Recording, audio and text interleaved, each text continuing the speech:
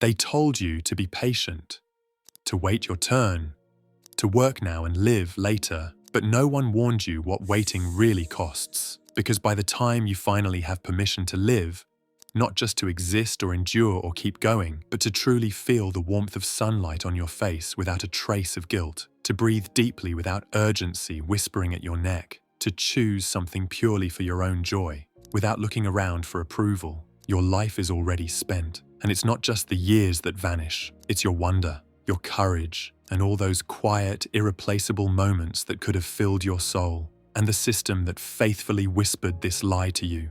This promise of eventual freedom doesn't even blink.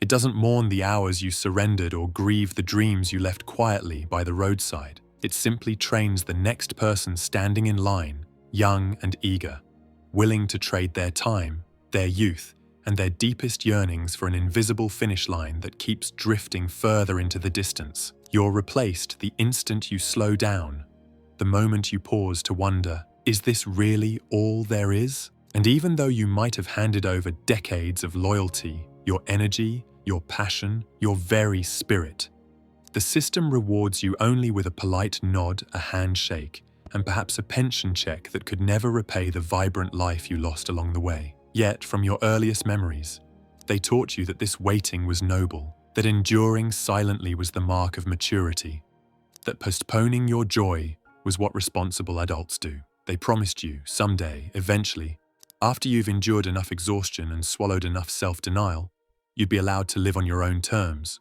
But what they never told you, and what no one dares admit out loud, is that the finish line always moves just a bit further, just out of reach, ensuring you stay obediently chasing forever. They called it a career, a pathway, a life plan, beautifully packaged with promotions, titles, and polite smiles. But beneath the polished surface was something more subtle and far more sinister, a quiet imprisonment. You were slowly trained to ignore your deepest needs, to silence the gentle, persistent voice inside that whispered, "This isn't living," until even that voice faded into something unfamiliar, distant, barely audible. And when you finally arrive, when your desk is cleared, your calendar empty, your name no longer necessary, what greets you isn't peace or freedom, but a deafening silence. A silence that whispers like a thief in the night, telling you something precious was taken from you while you were busy following orders, that your best moments slipped away unnoticed, that every vibrant, passionate part of you was quietly starved and sacrificed in the name of productivity, respectability, and security. Mark waited 42 years. And Mark isn't alone. He did everything right. He followed every rule. He showed up day after day, year after year, carefully saving, diligently sacrificing. He murmured, "Maybe later," each time his heart dared to beg for more depth, more rest, more truth, more space. And when he finally received the freedom they promised, his body was exhausted, his passions faded, and his soul no longer remembered how to long for anything truly beautiful, without first questioning its practicality. Because that's exactly what the system does. It doesn't just steal your time, it teaches you not to claim your own hours. It doesn't merely drain your energy, it conditions you to feel guilt whenever you direct that energy toward your own joy. It doesn't simply delay your freedom, it convinces you quietly, persistently, cruelly, that you never deserved it to begin with. And so you wait, not because it feels right, but because everyone else is waiting too, and it somehow seems safer, less frightening, less lonely, to suffer quietly together than to bravely step out alone. But what if the waiting itself was always the lie? What if the system was never broken, never flawed, but specifically, precisely designed to keep you from truly waking up? What if you never needed permission at all? What if the very act of asking was the trap itself? Because every moment you delay your aliveness, every dream and maybe that's the most painful truth you'll ever have to face, that you never needed to earn the right to your own life. You only had to stop giving it away, to stop waiting for someone else to hand it back to you, to stop shrinking yourself to fit inside a system that was never built to hold the weight of your soul, to stop measuring your worth by how useful, how quiet, how compliant you've been, and instead to finally remember, this is your life. It always was, and the only person who can claim it is you. It doesn't happen all at once. The awakening, it begins quietly, subtly, almost invisibly, with a silence deep within you, a restlessness you can no longer blame on exhaustion, routine, or the endless grey days, a slow-burning unease spreading through your bones, as if something sacred buried beneath your skin has finally awakened, gently knocking and whispering, asking if you still remember who you were before you quietly agreed to become who the world needed you to be. You feel it first, in tiny moments, in the tightening of your chest when you witness someone speak passionately, their eyes sparkling with life you hardly recognize, in the sudden ache when you see a child spinning carelessly beneath the sun and realize you've forgotten how it feels to move without worrying who is watching, or in the heavy quiet that surrounds you at your desk as you wonder how it's possible to feel so utterly disconnected after following every rule, doing every right thing, and then, quietly, inevitably, someone like Thomas crosses your path. Not a loud revolutionary, not someone who tore his world apart dramatically, but someone who simply, quietly stepped out. Thomas left his job at 39, not because he had wealth or some miraculous safety net, but because he finally admitted he was dying. Not in the obvious ways seen in hospitals or headlines, but the slow, invisible death of joy, the gradual fading of curiosity, and the heavy emptiness of pretending spreadsheets and productivity targets could ever nourish the hole where his soul used to live. He had no plan. He had no clear direction. He simply knew what he had to leave behind, and that's what breaking the spell really looks like. Not dramatic, not loud, not staged for applause, but the terrifyingly simple act of choosing to stop living someone else's story and finally telling yourself the truth. Because once you see clearly, once your eyes fully open, you can never unsee it. You begin noticing how the system was never designed to set you free, but meticulously built to keep you just comfortable enough that leaving would seem absurd.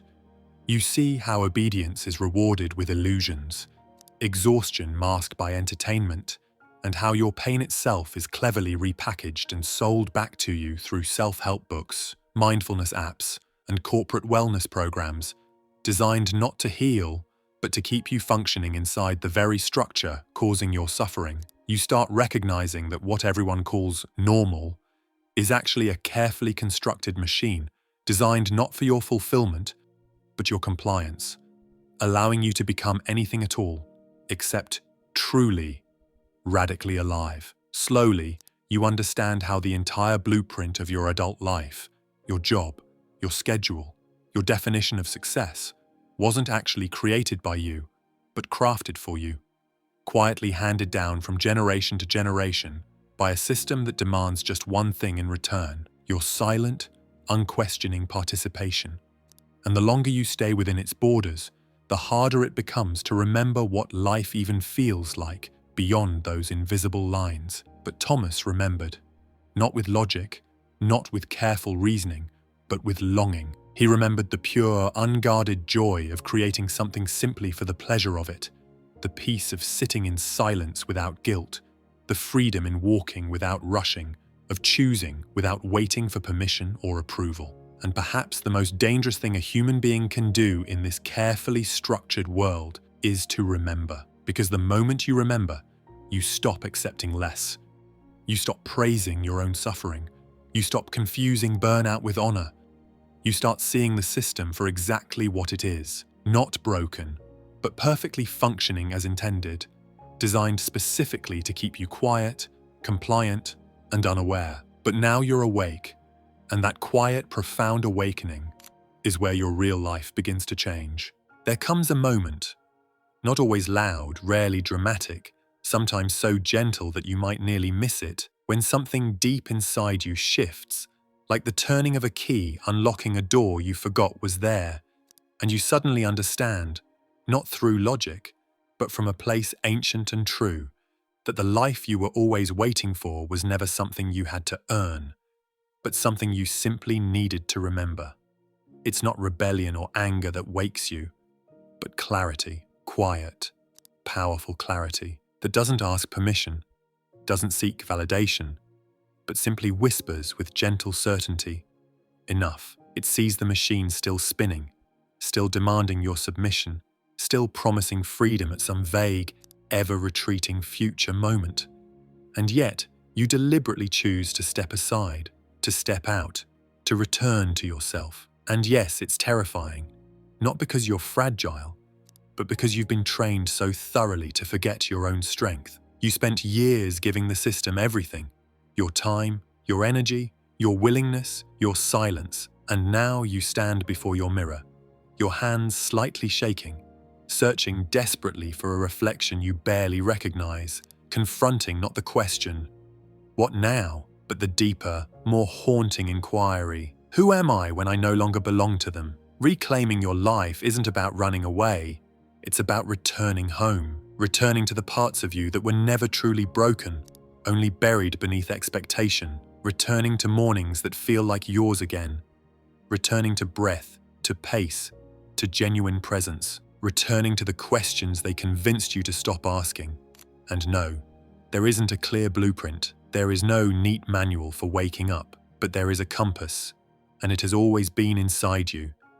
Consider Gabriel, a man who left a high-level position in systems analysis, not to flee from the world, but to fully enter it for the first time, after years spent gazing out from behind glass, feeling his own joy as a distant, unreachable landscape. He didn't move to a faraway island. He didn't vanish into a monastery. He simply began painting again, in a humble garage, with cheap brushes and a silence he once feared, but now embraced. He began walking before sunrise, not to count steps or burn calories, but simply to remember what air felt like before urgency claimed it. He began having conversations with his daughter, without glancing anxiously at a clock. Then one day she looked at him and quietly said, "You're different now. You're really here." And that's when he understood. Not that he had solved some grand problem or healed every wound, but that he had finally stopped trying to survive a life never built to hold him fully. Because freedom isn't something you need to escape the system to find. You only need to stop allowing the system to define it for you. They told you freedom comes later, after enough sacrifice, after enough endurance, after enough obedient suffering. But that promised freedom is nothing more than a leash disguised as a reward, forever dangling just beyond reach, making sure you stay chasing, never truly arriving. Yet there's another freedom, subtle, quiet, radical, one you create breath by breath, moment by moment. The freedom found in saying no when your heart demands it, and yes when your soul leaps towards something. The freedom of no longer bargaining away your joy for the comfort of others, or the approval of a system that never saw you clearly. And no, it won't always feel easy. Systems resist when people refuse to play their games. They push back, shame you, whisper urgently, "You're making a mistake." But what if the real mistake was never leaving? What if the true loss isn't the uncertainty of change, but the quiet tragedy of remaining asleep? Because every time you surrender to the thought, "This is just how things are," you forget that change is possible, that you are capable of transforming, that your life isn't some sentence to be served, but an extraordinary invitation waiting to be claimed, again and again and again, until finally, the version of you who waited quietly dies, and the version of you who truly lives is finally born. You keep saying you'll do it later, that you'll slow down later, breathe deeply later, truly start living later, once things settle, once the bills are covered, once approval finally comes, once the pressures ease, once it all makes sense. But later is a comforting lie, a gentle deception. And each time you believe it, life quietly slips like sand through your fingers, forever waiting for that perfect moment that never arrives. Because the truth is, there is no perfect moment. There is only this one, this breath, this heartbeat, this pulse beneath your ribs, softly urging, "Please don't wait any longer." You may not see it all clearly at once, but if you pause just long enough, you'll feel it. The heavy weight of everything you've delayed. The subtle ache of years spent half awake. The quiet dread when you realize you've built a life where your own heart rarely comes first. where your joy is endlessly postponed to a distant day you may never reach. And what will it finally take for you to stop? Another year passing? Another meaningless deadline met? Another restless night spent staring at the ceiling, wondering why your soul still feels empty despite doing everything you were told was right? What will it take for you to finally admit that the path you followed never led you home? That the ladder you climbed leaned against a wall that never mattered? That the life they promised in exchange for your silence was never theirs to give? Because this is the cost. Not just lost time, not just depleted energy, but the quiet, devastating loss of the version of you that never got to fully exist. The artist inside you that you quietly buried, the lover whose voice you silenced, the passionate soul you gently numbed in the name of practicality, the person who longed for more than paychecks and polite applause, who dreamed in colors the world never seemed willing to hold. That version of you, still waiting, still hoping, still whispering softly beneath the noise, please come back.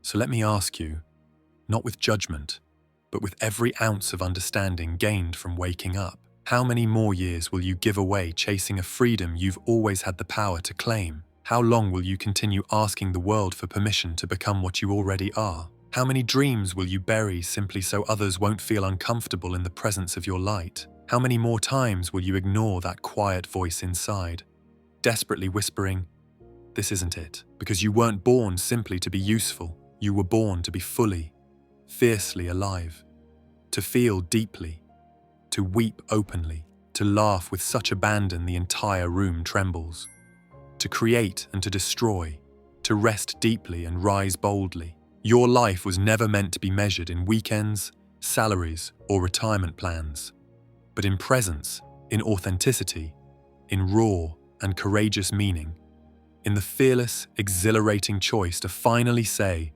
I choose now, because the system will keep turning, the noise will keep shouting, the world will continue to sell you escapes, but no escape will ever compare to the one that leads you back home, to you. So don't wait. Not another year, not another job, not another compromised version of yourself, squeezed into a life that was never truly yours. Because your life isn't later, it isn't someday, it isn't out there, it's here, it's now, and it's been waiting all along for you.